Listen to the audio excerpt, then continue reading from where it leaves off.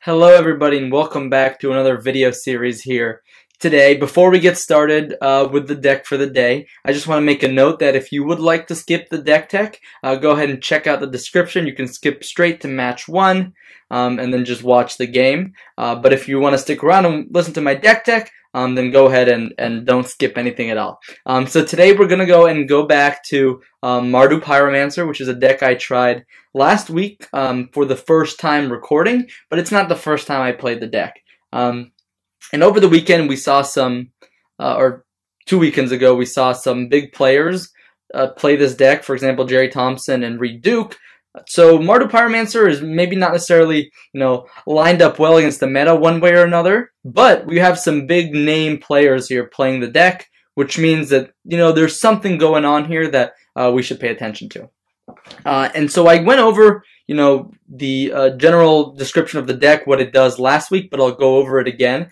For anyone who this is the first time tuning in, we can go over just how the basic deck works here. Essentially, what we try to do is fill up our graveyard with cheap instants and sorceries. For example, we have Lightning Bolts, we have Inquisitions and Thoughtseizes, which are very premier, and Fatal Push, premier 1 mana kind of interaction spells. So one of them is discard, one of them is removal spells. They play different roles, but both are very potent in Modern.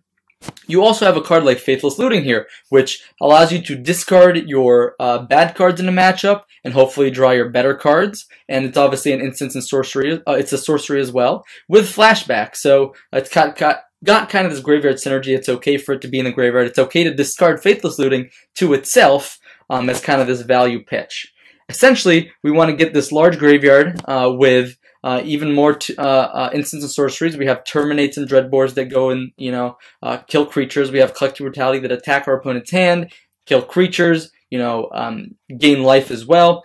And then we also have a card here that kind of brings everything together, which is Lingering Souls. It's the best value pitch for your Faithless Looting. So you discard Lingering Souls, and you can still cast its half side. It's almost as if you didn't discard a card at all. And we do all of this to get cards in the graveyard so that we can cast this card, Bedlam Reveler, which when it enters the battlefield, you discard your hand, then draw 3 cards. But as you notice, generally our deck here kind of spews our spells. They're cheap, they're interactive, and they trade with our opponent's cards 1 for 1. And then we play a Bedlam Reveler and we refill. Suddenly we're up on cards. We 1 for 1 to our opponent, earlier in the game, and suddenly we're up 3 cards with a creature on the board. And that's generally our favorable position. We also have cards like Kolaghan's Command here, which can return Bedlam Revelers from your graveyard to your hand. It can also just be an instant sorcery with a lot of, just an instant, not a sorcery, but it's an instant, that has a lot of modes on it. It can do a lot of different things. It can discard, it can shock, it can destroy an artifact, it can do all these different things. And of course, there's the namesake of the deck, right? We have Young Pyromancer, which benefits from casting all these cheap instant and sorcery spells. Whenever you cast instant or sorcery spell, you create 1/1 red elemental creature token, and, it might not seem like a lot, but generally we cast so many cheap spells. On some turns we cast as many as 3 spells a turn, and we just flood the board with tokens. And especially if you have 2 Young Pyromancers, things get out of control very, very quickly. And generally we find the time to deploy these, value creatures like Young Pyromancer and get value off of them in the same turn. At least we try to. Young Pyromancer is not the card you just want to run out unless you're sure it's going to survive, because it's really important to your game plan, and even just getting that 1 elemental token can be a huge difference between winning or losing the game. And, of course, we play a card called Blood Moon, which a lot of people don't like, but this deck basically runs it for free. It's so, so powerful. Blood Moon is just this card that comes in and wins you games. Now, I know there's a lot of builds that, trim on Blood Moons. They play cards like Liliana of the Veil instead. Personally, I feel that Blood Moon is just one of the best main deck cards to have, especially because a lot of people don't necessarily play around it all the time. Some people don't have the luxury to play around it. And it's a card that nets you free wins in game 1, which allows you to then kind of not only have 2 more games to get it right in post-board, but you have, again, you can side it out if your opponent expecting, and suddenly them just playing around it in games 2 and 3 can hinder them, and now you don't even have to play it, you know what I mean? So, in general, I think Blood Moon's a really great card to have game 1 right now. Game 2 and 3, I definitely trim, 2 to 3 copies of them most of the time, especially if my opponent saw it game 1, or unless it's, extremely relevant in the matchup, like against Tron, or other 3-colored, good stuff decks, like Jund and Jeskai and things like that, or even blue-white control. So normally I don't trim too many of them, but Blood Moon normally I trim some of them, but sometimes I tend to keep most of my copies in, just because it can be such a good card in certain matchups. And it's also, again, a very good game one tool in my opinion. Most people don't always play around it, and it doesn't hurt us too much. And worst case scenario, we just discard it to Faithless Looting. That's what's so great. Now, obviously, it would be nice if we discard instants and sorceries to Faithless Looting. Therefore, Bedlam Reveler gets cheaper. But I think it's a worthwhile cost to pay for the card. In terms of our sideboard here, let's just go over it very briefly. I have a very hateful sideboard for what's going on in the metagame right now. We need some premier graveyard hate. There's a good amount of Cart Clan Ironworks going around.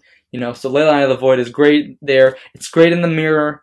It's great against Death Shadow. So Leyline of the Void is a fantastic card. And there's the option of Leyline or like Nile Spellbomb. Personally, I think Leyline is just so much better. You don't want just like a one-of effect that gets your opponent once and then they rebuild their graveyard. You want an effect that comes down, before a Thoughtseize effect, before a Stubborn Denial. You just want to get that effect down and, you just shut down their whole graveyard from turn 0. And going off that, there's a lot of Tron, a lot of Cart Clan Ironworks, there's a lot of Affinity. I do like 2 Stony Silence right now, and so we're not necessarily very much of a white deck, but Stony Silence definitely helps us in that regard, and we have the mana base that sometimes can be tricky to cast a Stony on turn 2, but we can usually definitely cast it on like turn 3 or 4, hopefully. Which is sometimes too slow. I'm going to be perfectly honest with you guys. Stony Silence is not the perfect sideboard card for this deck, but I think it's very well positioned at this current state in the modern metagame right now. This is not a card that I would say is a staple for this sideboard at all. But if you play on Magic Online, you'll know that there's a lot of artifact-based decks, and it's nice to have this kind of hateful card that forces your opponent to answer it, or they essentially just can't really play. We have Kumball here, which is great against Storm, great against Burn, great against other non-creature decks like Control, or even, again, Cart Clan Ironworks, other combo decks ad nauseum. You bring it in wherever you can. It's just a nice, solid card to have. Wear Tear is great against opposing Rest in Pieces. It's great against Hollow Ones and things like that. It's great against Affinity. So you bring Wear and Tear in a lot as well, but it kind of requires a bit of like level up thinking. Like, do you think your opponent's going to bring in Rest in Peace? If so, you probably want to bring in at least 1 Tear. If your opponent has more targets than a potential post-board Rest in Peace, then you maybe want to bring in both Wear and Tear. Both copies of Wear and Tear, excuse me. Then we have 1 Engineer Explosives here. Again, normally you play 2 of this card, and it is a fantastic card. It's just really hard to make room for it in a board that's so packed like this. You have Liliana the Last Hope because she's great against little creature decks. She's also great as she buys back Revelers, fills her graveyard, and has an ultimate that essentially wins the game. And you would be surprised how often this ultimate happens, especially because if your opponent, sideboards into a lot of creature removal, they might not have a lot of answers to Liliana the Last Hope. And then we also play 3 Molten Rains. This card is great against 3-color good stuff decks like Jund and Jeskai. It's great against Tron, but obviously you still need a clock paired with Tron. So ideally, you would have a turn 2 Young Pyromancer and turn 3 Molten Rain and hope that that gets there. Or that Molten Rain, you have multiple Molten Rains and you set them back enough. But again, there's an argument that Tron is just such a horrible matchup that there's no point to fighting it with these narrow cyber cards. But I think there is a point. Personally, I don't think Tron is that horrible. I mean, it is the worst matchup, but I don't think it's completely unwinnable, that it's not worth sideboarding for, especially when it's a really common deck online. So if it wasn't that common, I would say, okay, it's not worth it. You run into it maybe, 2% of the time, whatever. But there's a lot of Tron on Magic Online. And so that's what I really like, to have tools to fight it. Obviously, if you're playing at home, if you're playing at your local game store, you're playing at a larger tournament, whatever it is, you have to assess your metagame and plan accordingly. So I'm planning for the Magic Online metagame. It might not be the same as your metagame for whatever event you're taking your deck to. So keep that in mind, and so you're not just like copy pasting my deck list here, and that you're making conscious decisions on what cards you think would line up well against the decks you expect to face. Okay, so I think I covered the deck generally. We'll go ahead and go straight into the games. So we're going to go into a Modern competitive league. That's going to be 5 matches of Modern. So here we have the deck tech, and we'll go ahead and go to the first match, which will be in this video. And then the following 2, 3, 4th, and 5th, plus closing comments, will be in the following videos. So make sure to check that out. It might not send you directly from this video to that one, to the next one in the series. So make sure to check out the channel and go directly from there. I'll try to, wherever I post this video for you to see, then I'll link to the playlist, which will hopefully send you from each video to the next. Anyways, thank you all so much for watching the deck, and stay tuned for the first match with Mardu Pyromancer. I will see you all very, very soon. Alright, what is up everybody? Welcome back to the first match here with Mardu Pyromancer. Let's take a look at our opening hand here. So with one more land, this hand would obviously be pretty nice, but with only one land, and even though we have 2 pieces of interaction, we don't know if these pieces of interaction are even going to line up well against our opponent. And without the guarantee of a second land, I don't think we can keep this hand. So let's go ahead and ship this back. Take a look at our next hand here, and this one is significantly better, right? We have a piece of interaction on 1 mana. We also have looting on turn 1. We have a Pyromancer potentially on turn 2 or 3, as well as a Blood Moon on turn 2 or 3. So this hand I would say is significantly better than our first hand. So let's go ahead and keep this hand, and let's see what we want to scry. So a 3 mana spell without our even 3rd land is kind of sketchy. I'm going to go ahead and bottom that. I'm not necessarily sure that that's what I want to see right now. It could be good in this matchup, but again, there's no guarantees. So between the option of Fatal Push, keeping up Bolt or Fatal Push and Faithless Looting, I think I'm going to go ahead and keep up Fatal Push. Reason being is there's nothing we really want to discard right now, nothing we're digging towards. We don't really know what our opponent is playing and what we should be doing. Verdant Catacombs generally usually means something like Jund, but we don't want to, kind of dig our way, be on card disadvantage, and then just get, trampled by whatever Jund is doing. So looks like this is black-green Infect. Interesting. I'm actually going to use my Lightning Bolt here because they do play Phyrexian Crusader, and Phyrexian Crusader has pro red, and so we'll want to probably use our Fatal Push for that. So let's go ahead and get a Blood Crypt. We'll shock it, and we'll Bolt here. If we don't draw another land, there's an argument we should not play Young Pyromancer here because we don't want to crack our fetch in the case that we run into a Phyrexian Crusader. And I think we do want to play cautiously, as if we land a Blood Moon, we're in a pretty good spot. Collective Brutality is pretty nice. We didn't hit our 3rd land, though, so we should be careful. We can probably discard 1 Pyromancer and something else here. Maybe Brutality because it's the most expensive spell, but it also hits Phyrexian Crusader, so I'm kind of debating keeping that. And it seems really sketchy to discard Bolt in the Infect matchup anyways. So I think it's possible that Blood Moon's just not the way we should be attacking this matchup at all either. I think this is definitely the first discard here, and it's between Collective Brutality and Blood Moon. And I think it's going to have to be Brutality here. So, again, there's an argument to just slamming the Young Pyromancer here now that we have a chance. But again, I don't want to crack my fetch unnecessarily. Another Plague Stinger, sure. So the difference between this Infect deck versus the blue-green Infect deck is that this is actually a tough choice, because if we get Swamp, then we can't.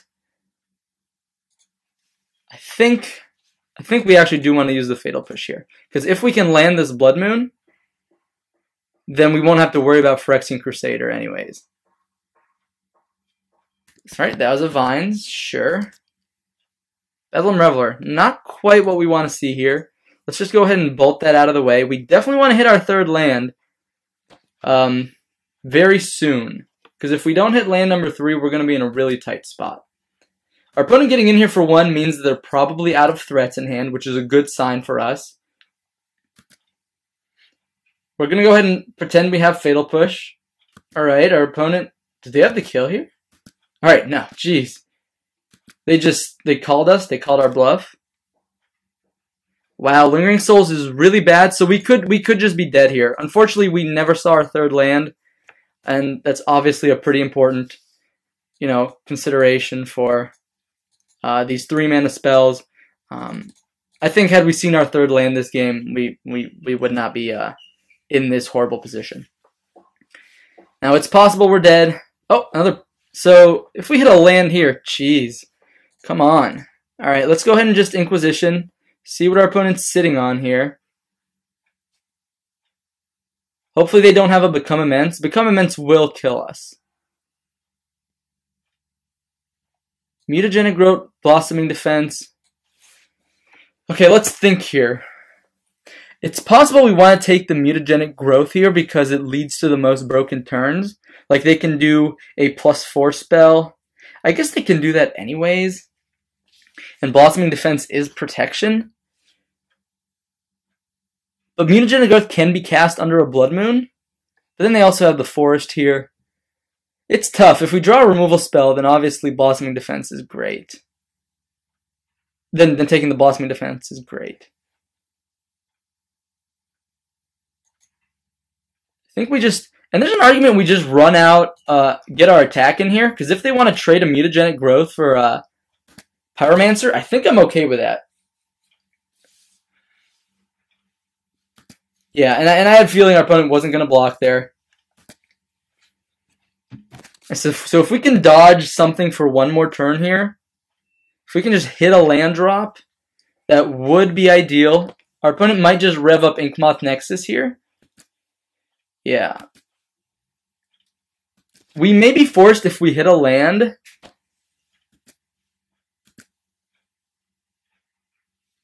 to not even play Blood Moon. We might even be forced to cast Lingering Souls to buy time.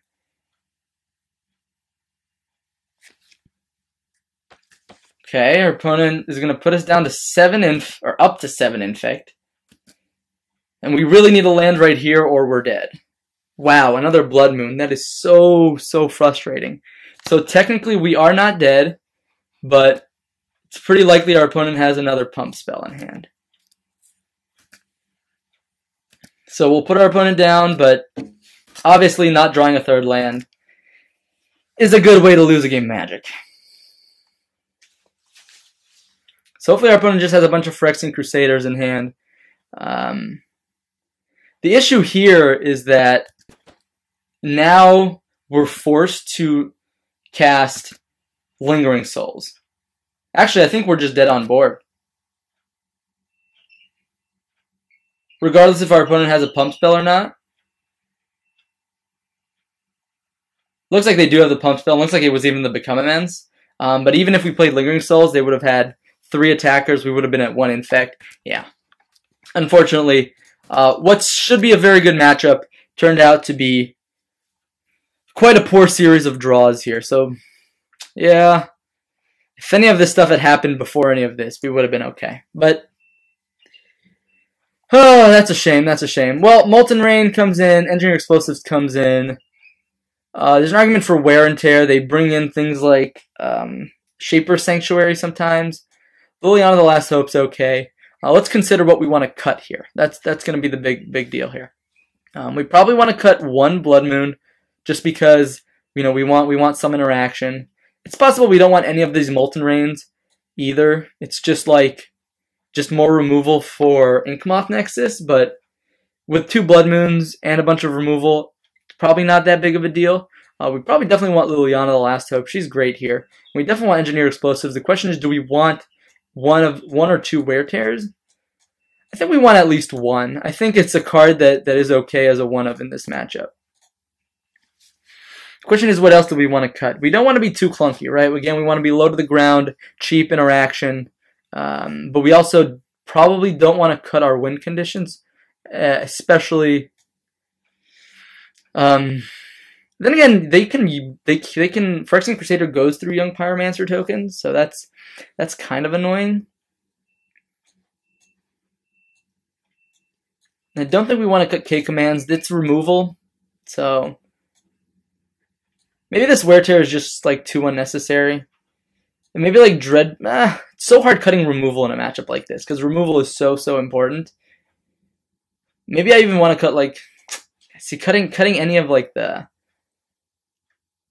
I think I'll cut one Dreadboard just because its sorcery speed can lead to some poor, and Collective Brutality at least drains their hand a bit. So I think I'm going to go ahead and cut the Dreadboard. Hopefully that's not a mistake. You guys can let me know if you think there's a better cut.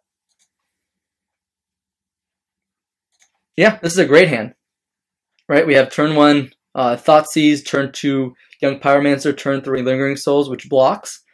So as long as they don't have a like double Phyrexian Crusader draw, I think we should be okay from here. And our opponent did scry to the bottom. Let's go ahead and exit that out. So they have a Thoughtseize. They also have a Phyrexian Crusader and a Nature's Claim. So I think I'm more interested in getting rid of this Phyrexian Crusader right here, right now. No reason to worry about it moving forward. Now our opponent has a decision whether they want to Thoughtseize or Noble Hierarch me this turn. I think they're better off probably Noble Hierarchy, but okay, looks like they go for Thoughtseize, which is fine. It means it's going to take our Young Pyromancer, which is our turn 2 play. Let's go ahead and clean up our opponent's hand here. Here, let's just go ahead and get a Sacred Foundry in here tapped. And so Lingering Souls should kind of gum up the board just a little bit.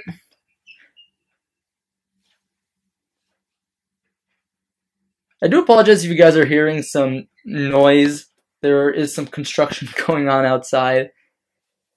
Collective Brutality is very interesting. So they play Penhaven. We know they're sitting on 2 unknowns. I don't think we want to play this Collective Brutality right now. I think we just want to run out Lingering Souls. There's nothing really we would want to Collective Brutality. Like, yeah, we can cut them off of Noble Hierarch, extra mana, which is definitely relevant, don't get me wrong. Oh, there's an Inkmoth Nexus. With a Pendelhaven is very relevant. They don't have double black for the for a potential Phyrexian Crusader, which is good. Oh my gosh, that's a lot of noise out there. I will definitely try to edit as much of the background noise out as possible. So I do apologize. So Pendelhaven is actually really good against Collective Brutality. But we can just go ahead and flashback Lingering Souls and just have a bunch of blockers. So let's go ahead and do that. Play a land tapped. So if we draw Blood Moon, I mean, obviously I would love to draw Blood Moon. I think Blood Moon would be one of the best draws here. Obviously they have Nature's Claim, but if we can find a turn where we can like Collective Brutality, pick their hand, plus land the Blood Moon, we're going to be in a really good spot. Unfortunately, we don't really have a lot of gas going right now, right? This hand is kind of slowing down. Our opponent, you know, picked apart our hand with Thoughtseize, which took away our Young Pyromancer, which would have been a great clock. Looks like they're going for the Plague Stinger attack here. So interesting. So this indicates that they probably have. Oh shoot! I totally meant to block there. Wow, that could have been really bad. I mean, no, we knew one of the cards in their hand, but that could have been really bad. But now that they tapped out of the Pendelhaven, it makes me a little more comfortable to cast Collective Brutality. Sylvan Scrying, interesting. So they could get. Pendelhaven is a legendary land, so they can't get that, but they do get another Inkmoth Nexus. So it looks like our opponent has quite a nice grindy sideboard here. So let's go ahead and see what we draw. Hopefully our opponent does not have a pump spell in hand. Young Pyromancer is great. So I think what we want to do here is actually fetch up a basic Plains in case we do draw the Blood Moon. And here we want to go ahead and play Young Pyromancer out first. And then we want to go ahead and Collective Brutality with 2 modes. Target opponent reveals their hand. Target creature gets -2/-2. Want to get that Plague Stinger out of the way. We discard a mountain. Obviously, discarding that mountain is bad if we end up drawing Faithless Looting. But now we can see what our opponent is sitting on now that their Pendelhaven is tapped out. No matter what, we'll at least get this Nature's Claim if they protect. Oh, interesting. So they have a Fatal Push. Wow. So we get the Nature's Claim. So next turn, the same thing can happen. They can rev up 1 for Inkmoth. The question is, can we race that? Like, should we just attack for 3 and, like, chump with 1?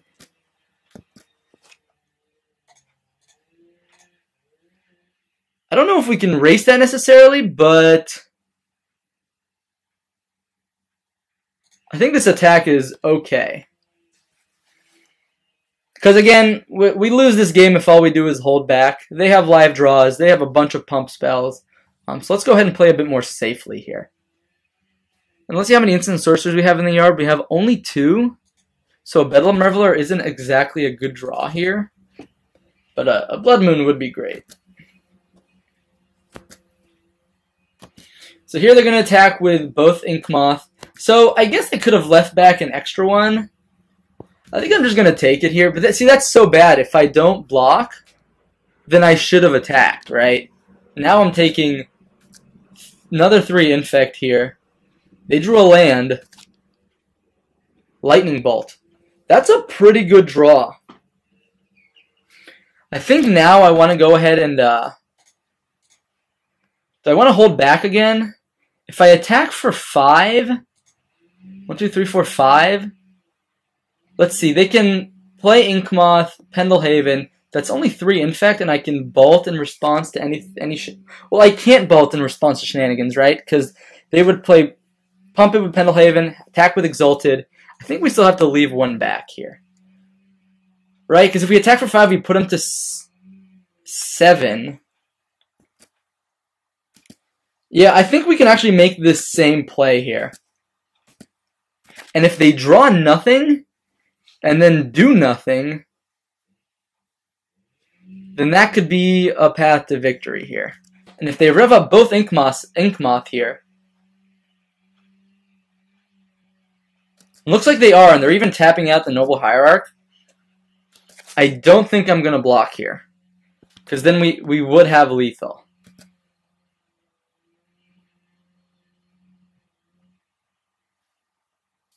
Sure. Our opponent is not presenting lethal here.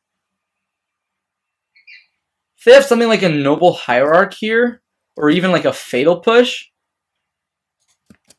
yeah, I think we're just going to go ahead and play to our outs here.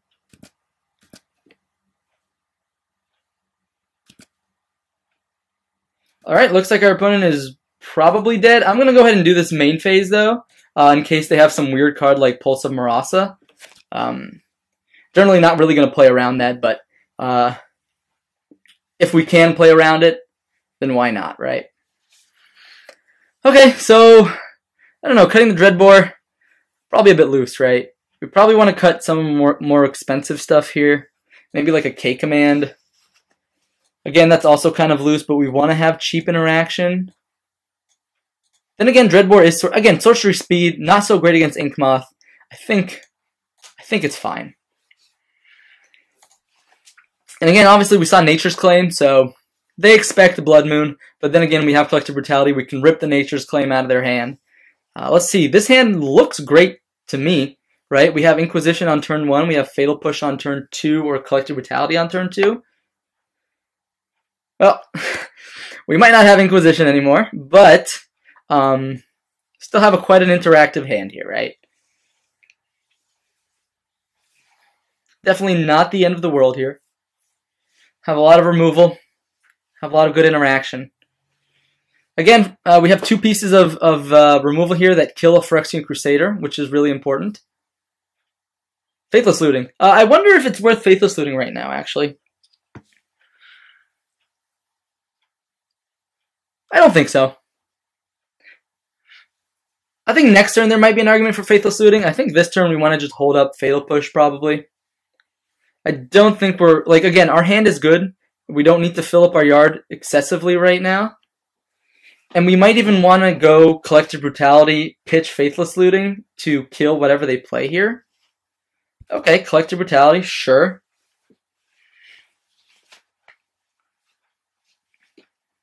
We can go ahead and take probably Fatal Push. Collective Brutality, interesting. So I think I'm going to go ahead and play a land, play Faithless Looting. Interesting. Interesting. I don't actually know if I want to discard that Faithless Looting. I might want to keep going this turn. just to find more pieces of interaction.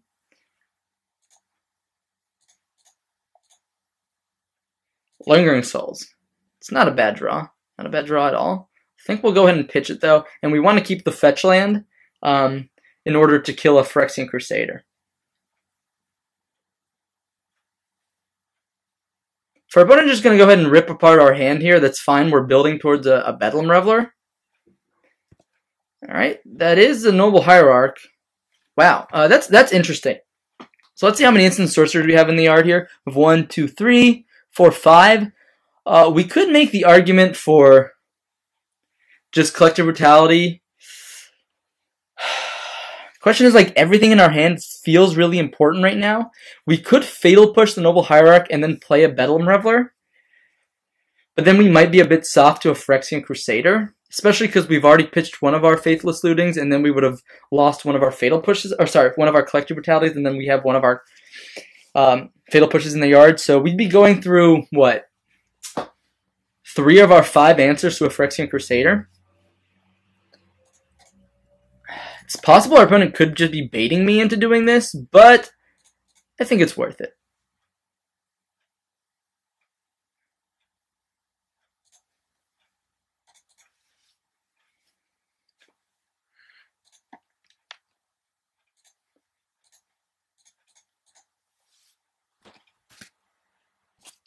Alright, wow. Those are some nice pickups here. And, well, it's possible our opponent baited us a little bit.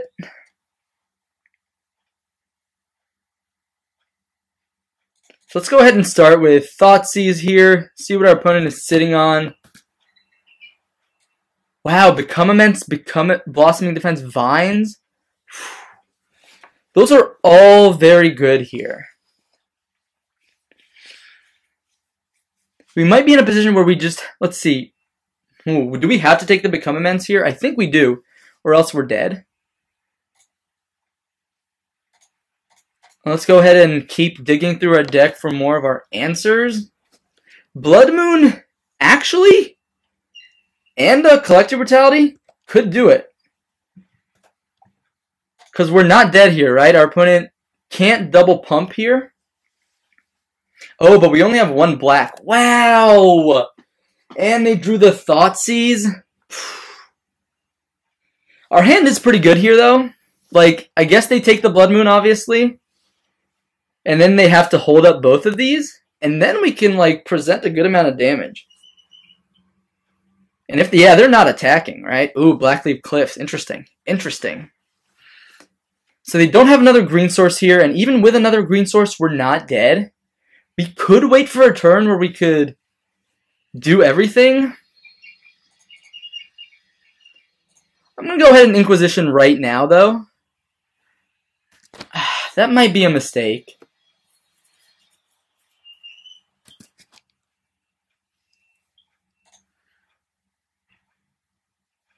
I think we want to take the Vines, even though it's double green. I think I want to go ahead and attack here. And that way they can't trade a pump spell. It also deals the most infect damage too. Yeah, I'm not sure what this does here, right? It's only a 4/4. These are 4/5s. Oh right, this deals infect. What am I doing?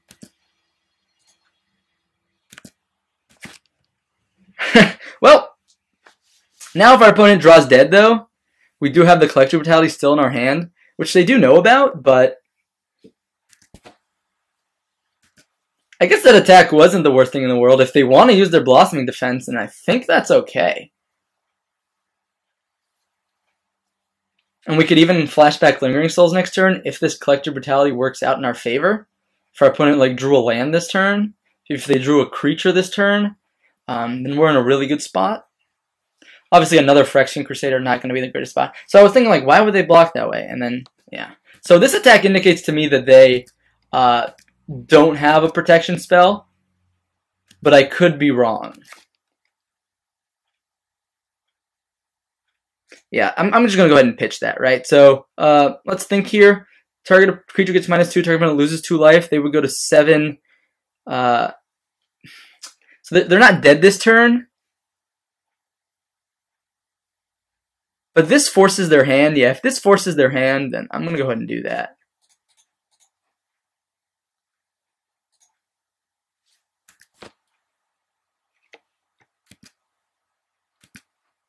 Yep.